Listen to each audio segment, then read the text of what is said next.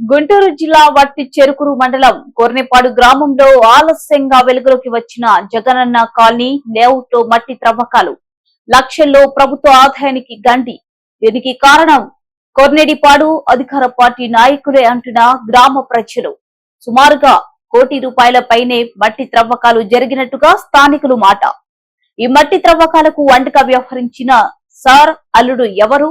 మండలంలోనే వేరు వేరు గ్రామాలకు చెందిన నేతల జేబుల్లోకి ఎంత సొమ్ము వెళ్లిందని విజిలెన్స్ ఎంక్వైరీ జరిపించి ఆ సొమ్ము మొత్తాన్ని ప్రభుత్వానికి చెందే విధంగా చేస్తామంటున్న స్థానికులు.